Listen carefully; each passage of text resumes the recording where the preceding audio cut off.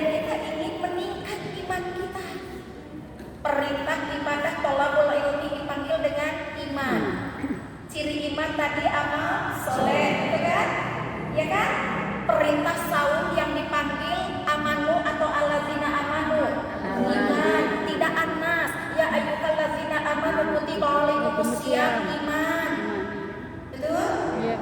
Perintah zakat, infak, sedekah juga dipanggil dengan iman oleh Allah. Lalu pertanyaannya, kalau iman itu dalam bentuk amal soleh, mana orang yang meningkat imannya? Artinya tolak ukur kita sudah mengaku iman kita meningkat itu bagaimana? Turun ini. Dzalikal kitabu la raiba fihi hudan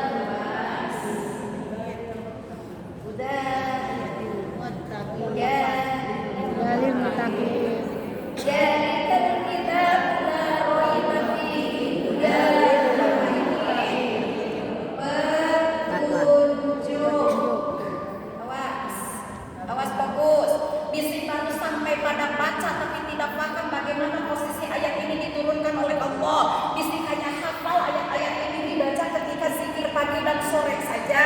Bisik hanya hafal ayat ini dibaca ketika mengawali syukuran. Acara syukuran sebelum Ar-Rahman kita baca ini itu dulu. Jangan-jangan ketika nanti kita ditanya oleh Allah tentang apa yang sudah kita baca, ternyata kita hanya bingung di hadapan Allah. Mumpung Allah beri kesempatan kita belajar, mumpung Allah beri kesempatan kita mengisi kecerdasan yang bernama protokol memori dengan ilmu, mumpung Allah masih fungsikan kotak Pandora kita yang bernama ambidala dengan kecerdasan, mumpung Allah masih hidupkan kaum kita dengan hidayah.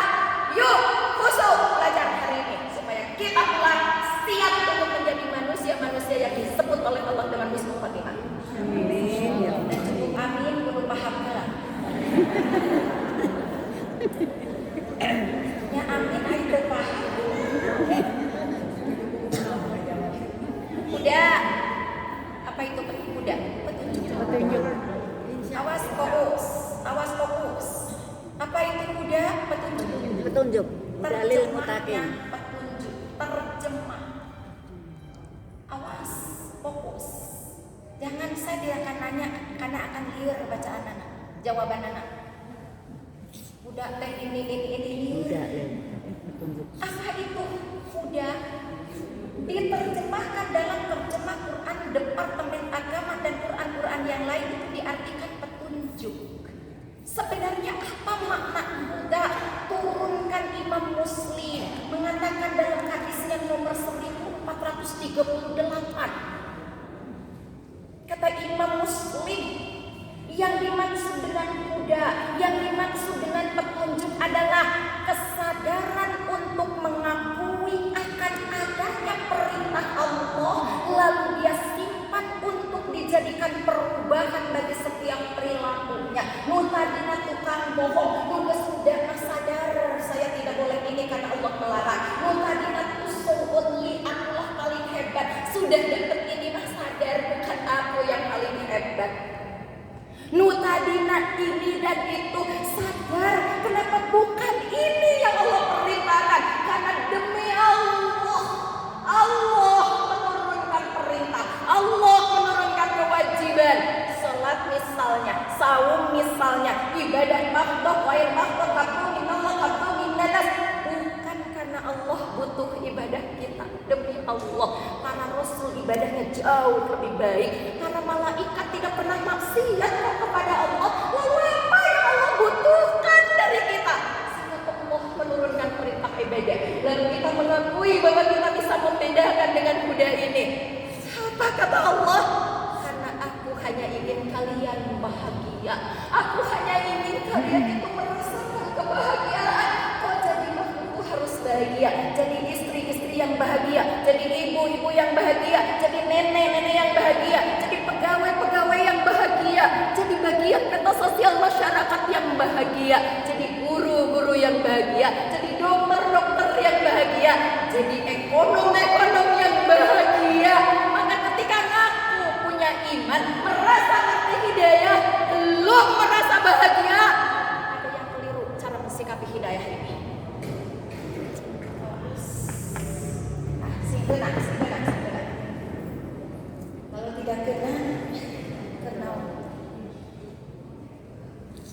Dengan Bunda Devi tidak hanya untuk seserian haji. Saya ingin kita semua bersama-sama ke surga. Saya ingin kita semua nanti saling menunggu di pintunya surga. Saya bertemu dengan Teteh. Assalamualaikum, kita pernah ketemu ya di kajian mungkin. Betul. Teteh sebelah mana surganya? Sebelah sana Bunda. Saya bareng dengan Nabi yang sangat ganteng. Oh Nabi Yusuf, ganteng-ganteng Nabi. Ini kita ganteng-ganteng serigala. Saya bareng dengan Nabi yang tongkatnya jadi ular Bunda. Oh Musa. Saya bareng dengan Nabi yang punya perahu Bunda. Oh Nuh. Saya bareng Bunda di surga sana dengan siapa? Dengan menantu dengan mertuanya Nabi Musa. Siapa? Siapa? Mertuanya Nabi Musa? Nabi Suhaib. Saya ketemu Bunda di sana dengan bapak moyang manusia siapa? Adam alaihissalam. Lalu kita mau kemana sekarang ini? Kok jalan-jalan sih di surga? Mau menuju surganya Rasulullah. Kata malaikat, tunggu, jangan berjalan. Biar Muhammad yang akan menjemputmu untuk bertemu denganmu. Awas, yang main-main dengan majelis taklim, yang hanya seserian dengan fokus-fokus seperti ini, jangan-jangan kita hanya dapat update status, tidak mendapat upgrade pengetahuan. Yang rugi bukan Bunda Devi. Jangankan Bunda Devi, Allah saja tidak rugi kalau kita tidak sholat. Kita tidak sholat Bu Haja Lilis, kita tetap jadi makhluk Allah. Betul nggak? Kita tidak zakat, Bunda, kakakku, guruku, motivator. Kita tetap jadi hamba Allah kan ya? Apa kemudian kita tidak sholat lalu menggugurkan Allah menjadi dal jalali wal ikramnya turun?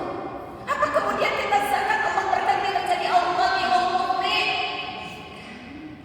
Lalu kalau masih ada orang sombong karena jabatannya, katakan Bunda, tinggalan Fir'aun sudah pernah ada di zamannya. Orang sombong karena hartanya, katakan Korun sudah pernah kaya di zamannya. Ada teknokrat hebat yang sombong, katakan kaum Ad sudah bisa membangun Madani. Gunung ditatah menjadi istana-istana hebat.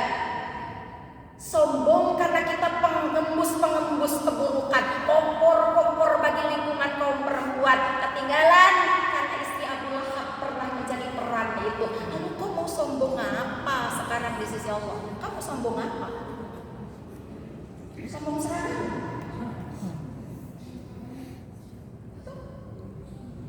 Ya. Nah, cina Bunda berkadenya huda teh. Buka jawaban tafsirnya Quran surat 2 ayat 38. Tuh. Itu ngaji Bunda Devi mah Quran surat 2 ayat 38. Tok sok ngarang nurutkan Quran we. Oke? Qul nahbitu jami'an fa imma yatiyannakum minni huda faman tabi'a hudaya fala khawfun 'alaihim wa la hum yahzanun. Pengumpat pernah baca Quran ya sampai. Awas, fokus.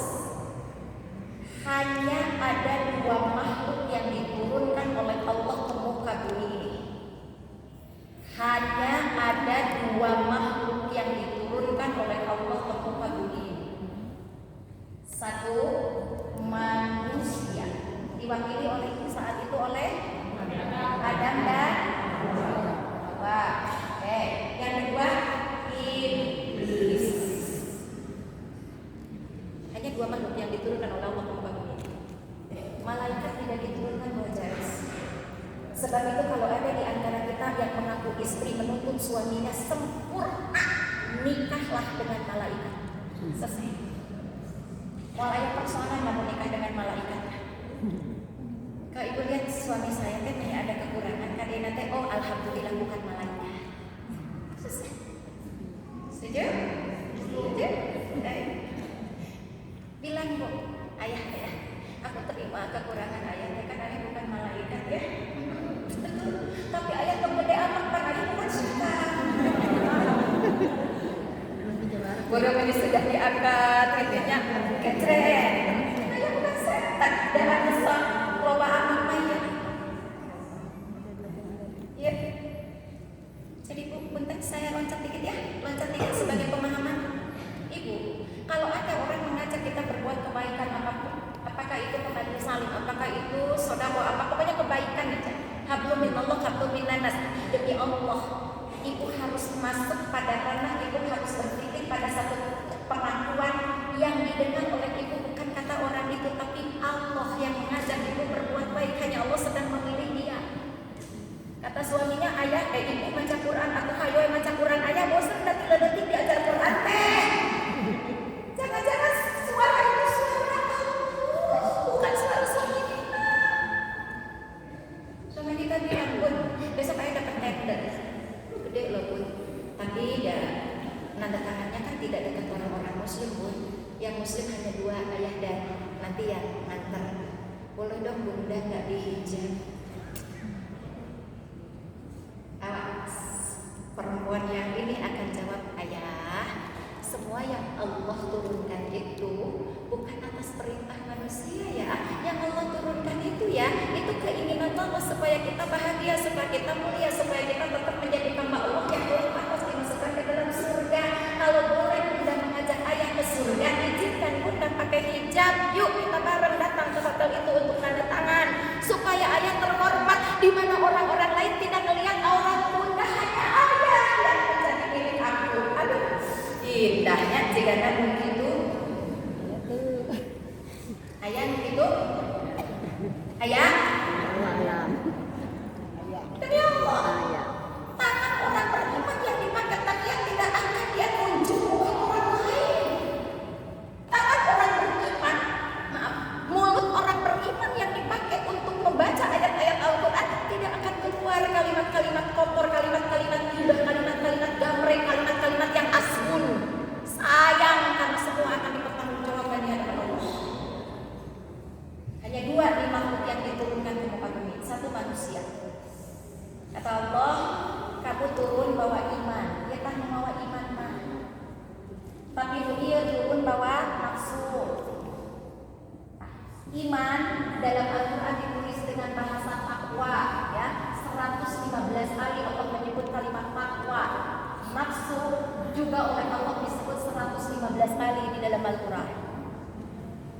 Pernah tamat baca Quran, kudu luas dan pernah tamat. 115 kali Allah menyebut kata takwa. Takwa ini adalah sifat malaikat. 115 kali juga Allah menyebut kata malaikat. Nafsu sifatnya iblis atau setan. 115 kali juga Allah menyebut kata iblis dan setan di dalam Al-Quran. Kalau masih ada yang ragu, cari kitab lain selain Al-Quran yang memberikan kamu penjelasan secara saintis dan akademisi. Silakan cari. Ini ada para mahasiswa. Wa in kuntum fi raibin mimma nazzalna ala abdina fa'tu bisurah. Betul kan? Wad'u syuhada'akum min dunillahi in kuntum shadiqin. Jika kamu masih ragu terhadap apa yang aku turunkan, sok aku cari 1 ayat saja, 1 surat saja. Kalau benar-benar kau bisa membuktikan, silakan panggil saksi-saksimu yang mengatakan bahwa ini adalah benar firman-firman Allah.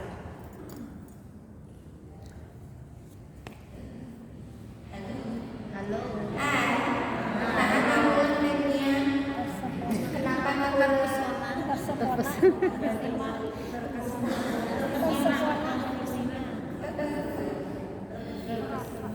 Ibu yakin saya demi Allah dari ujung sini sampai ujung sini ngaji jeung Bunda Dewi mah capek, nah ada kita mikir lain kita sesungguhnya. Oke, lamun pengaburan ada kita sesungguhnya. Guys, kita lihat dulu, kita turun Kak.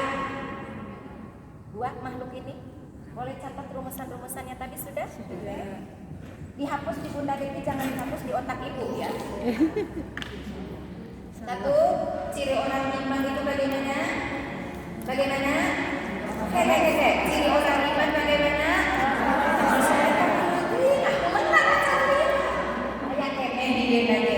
Ciri orang iman bagaimana?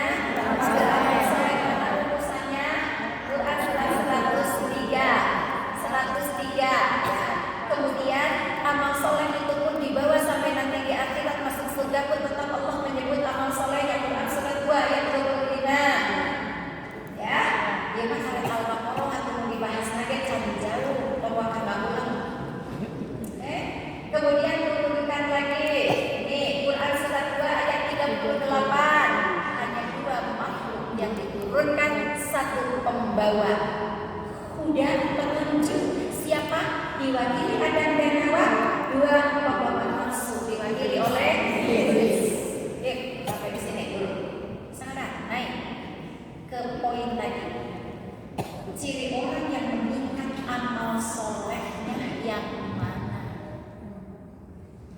Tadi kan ciri orang yang iman teh dapat juga, ya, amal solehnya atas juga. Sekarang yang meningkat amal solehnya kan tema kita kan meningkatkan iman. Iman teh amal soleh. Yang mana? Quran surat 2 ayat 3. Alladzina yu'minuna bil ghaibi wa yuqimunas shalah. Berarti sholat.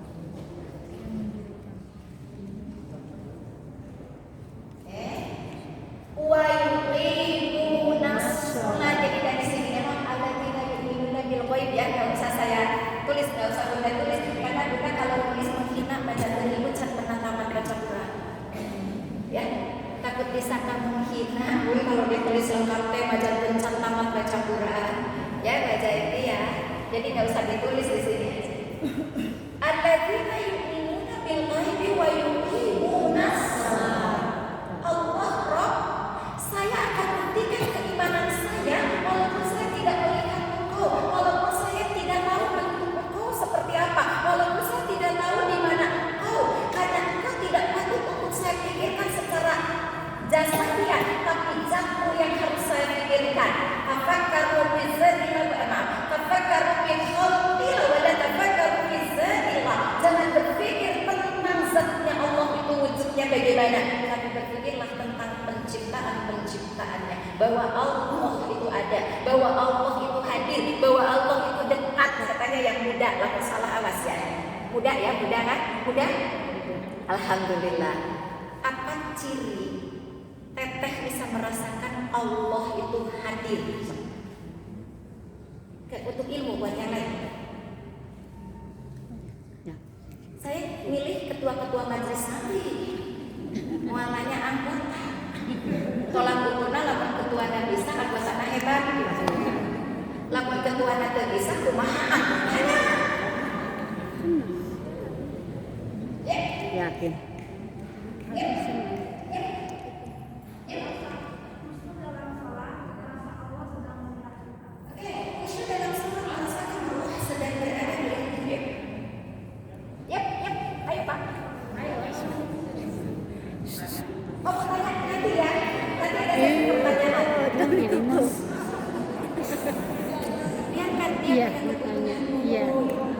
Alhamdulillah saya malah belum kepikir pertanyaan beliau. Pertanyaan kan hebat. Tuhnya ibu macana tadi hayang jadi orang beriman, hayang begitu. Ada hariwan undangan di mana makanya kita ngajajar ketua-ketua majelis salim. Halo. Oke. Bagaimana cara kita merasakan Allah itu hadir? Jawab pakai sains dan teknologi. Jawab pakai ilmu akademisi, jawab pakai kecerdasan ilmu yang mempelajari, tapi rumusannya Quran. Dengan hati yang tenang. Bagaimana rasa Allah itu hadir? Darah mengalir. Kita tidak tahu dari apa bahan darah itu, dari air yang mana darah itu dibuat.